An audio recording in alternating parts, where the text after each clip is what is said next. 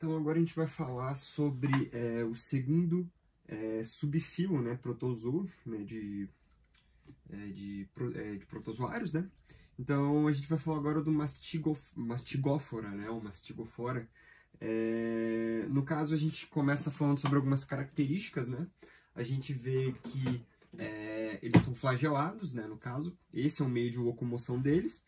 Esses flagelos são, no caso, possuem a função de locomoção, né, como a gente já viu anteriormente, e também na captura de alimentos, né. Aqui a gente tem o exemplo do Trypanosoma cruzi, né, que a gente vai falar da parasitologia dele.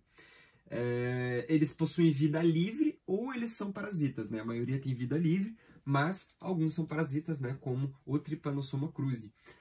Possuem, né, reprodução por divisão binária, né, ou cisparidade.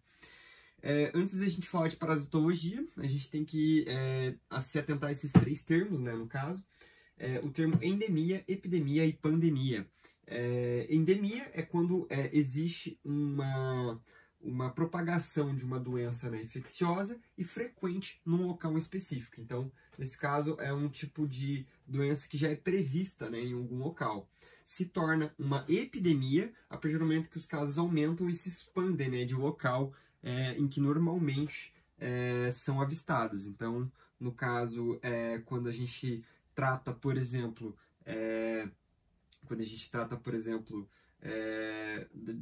da própria doença de Chagas, né, que a gente vai falar, que é comum no Nordeste brasileiro, se ela se expande para o Sudeste ou para o Sul, a gente fala que a gente tem uma epidemia.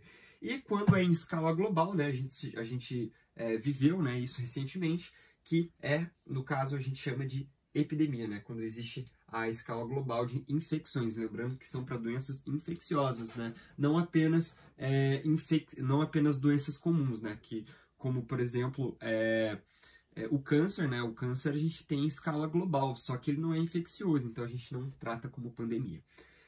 Então, a primeira parasitologia, né, que a gente vai estudar, a primeira doença que a gente vai estar falando é a doença de Chagas, né? No caso, mal de Chagas, a gente chama, né, de mal de Chagas porque quem descobriu o ciclo, né, em que acontece essa infecção foi um carinha chamado, que tem um sobrenome Chagas, não me lembro agora, também não é importante. Então, ele é causado, né, o agente etiológico é o Trypanosoma cruzi, né, que é esse carinha ali. A gente vê que ele possui um núcleo, né, um flagelo e uma membrana ondulante, né, no caso também ajuda na locomoção.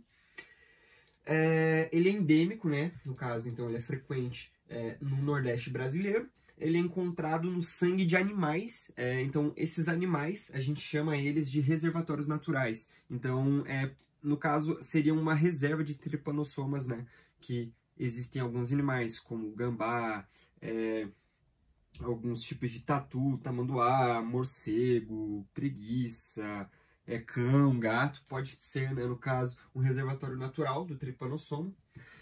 E o seu vetor, né, no caso, quem vai transmitir diretamente vai ser o barbeiro, né? A gente chama ele de barbeiro porque ele pica, né? Ele é um hematófago, né? Ele se alimenta de sangue, mas a gente vai ver que não é pelo sangue que ele transmite, mas ele pica geralmente na região do rosto. Então, como se a gente começou a chamar ele de barbeiro, né? Justamente porque ele pica nessa área, né, do rosto, porque quando a gente vai ver aqui, né, que ele tem hábito noturno, a parte do seu corpo que vai ficar exposta vai ser o seu rosto, então vai ser lá que ele vai se alimentar do seu sangue.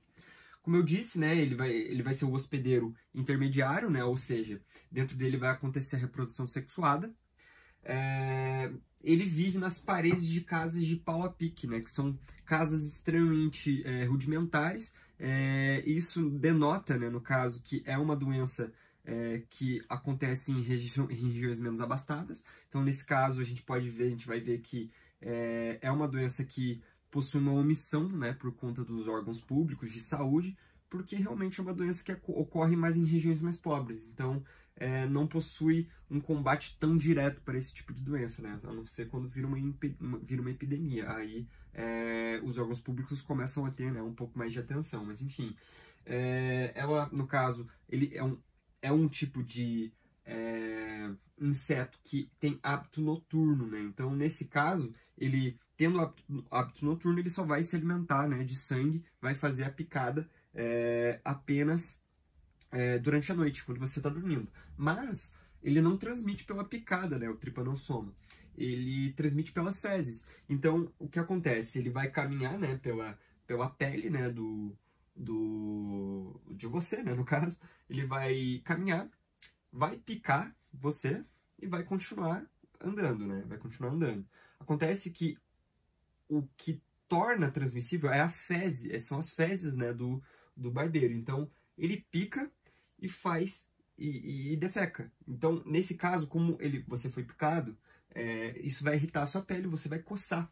E coçando vai cair na sua corrente sanguínea, né? Vai entrar dentro dessa picada e vai cair na sua corrente sanguínea, né, no caso.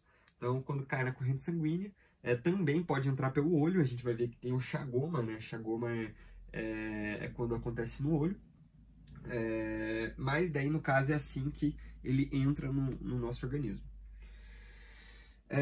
Ao cair na corrente sanguínea, se espalha por vários órgãos, mas principalmente no coração. Aí no coração ele vai se multiplicando de maneira assexuada e se multiplicando, né, de forma assexuada, ele, no caso, entra na maneira de leishmania. A gente não pode confundir com outro protozoário, né, da espécie leishmania, que causa leishmaniose, que é a forma de leishmania que ela admite, né, nesse momento.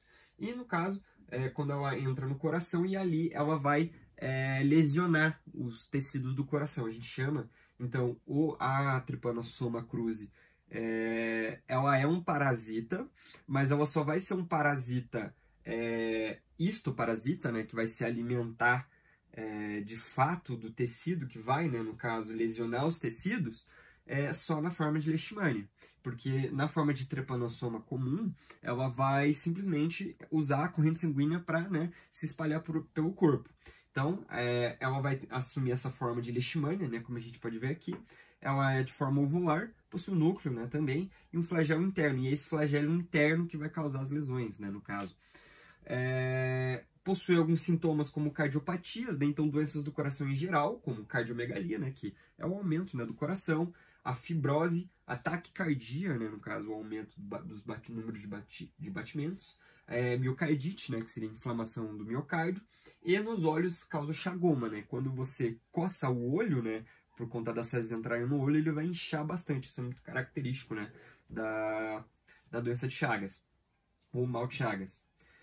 Outras formas de transmissão a gente tem por transfusão sanguínea, por amamentação, de forma congênita, né, pela placenta, então a mãe pode passar para o filho pela placenta, ingestão de alimentos contaminados, né, aqui no sul do Paraná, aqui no sul do Brasil, né, no Paraná, a gente teve um surto de doença de Chagas por conta da transmissão por caldo de cana e açaí, então virou uma epidemia nesse caso, né, veio para um local que não está habituado a ter.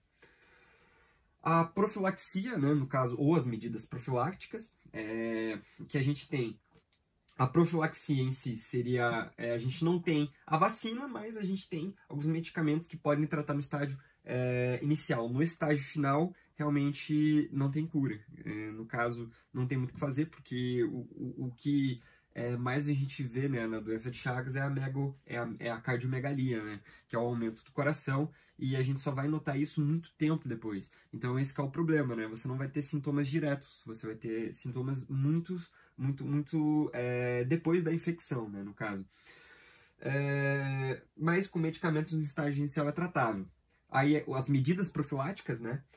A gente tem a construção de casas de alvenaria, né? A troca das casas de pau-pique pelas casas de alvenaria, porque a casa de pau-pique né, no caso, o local em que eles se estabelecem, né, no caso o barbeiro.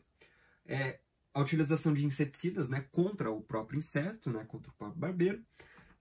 Combate aos animais reservatórios, né, no caso, combate a gambás, a morcegos. Então, nesse caso, seria o combate direto, né, a esses animais reservatórios. Testes de sangue em doadores, né, como eu falei, um tipo de transmissão é por transfusão, né, sanguínea, pode acontecer. Então, uma fiscalização mais branda, né, no caso, mais pesada em cima, né, desses sistemas de transfusão, né, de sangue em relação aos doadores. E vacina, né, no caso, só que elas ainda não existem, né, como eu disse ali, mas estão em estágios de teste final. A gente vai falar depois, no próximo resumo, a gente vai começar a gente vai falar, né, da doença do sono, e se der, no caso, espaço, né, no quadro, a gente vai falar da leishmaniose também, e da tricomonose, então seria no próximo resumo.